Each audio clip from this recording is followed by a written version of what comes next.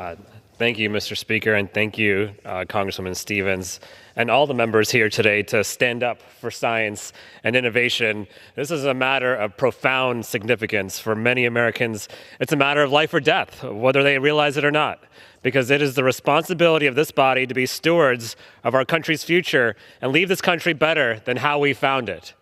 And that means recognizing the pivotal role of science and innovation, and both the people as well as the funding, and how it plays a role in making our country great now and in the future.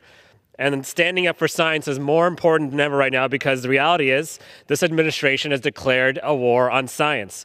DOGE, funding cuts, firing contractors, firing scientists and innovators, trying to chase others out. For decades, America has been a leader in science and innovation, but this leadership is not our country's birthright.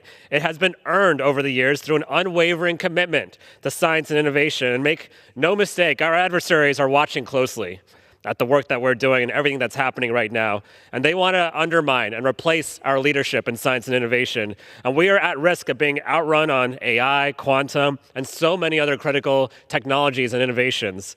And instead of helping us maintain our global leadership, this administration is slashing funding to our science agencies and firing federal scientists. The president is proposing $4.9 billion cut to the National Science Foundation. And on top of that, over $1 billion in grant funding. This administration has already terminated that. And at least $100 million in grant funding was cut from universities just in my state of Virginia alone.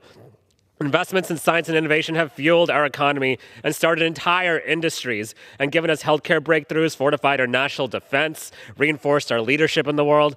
And make no mistakes, these firings and cuts to science and innovation will hurt every single American. They will make us less safe, less healthy, and less prosperous.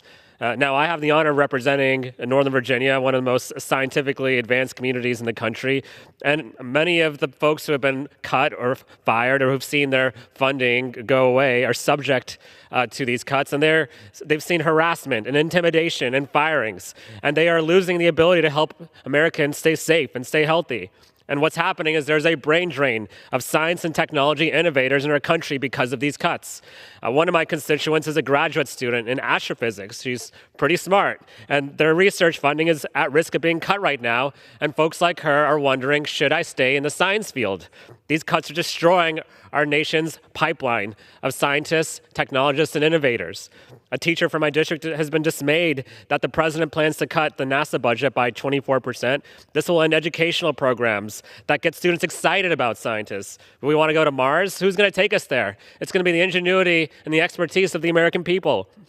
And the cuts are not just limited to NASA and the National Science Foundation. They're cutting healthcare research as well.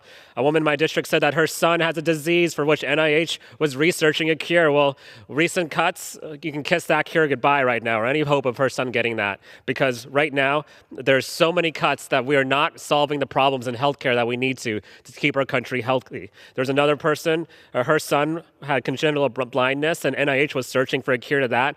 That funding is on the chopping block as well as the people who are doing that research.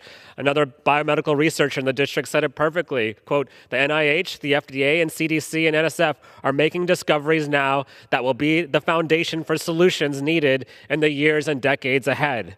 Well, we won't even know what we missed with some of these cuts, and we won't know what innovations we could have made but for these cuts.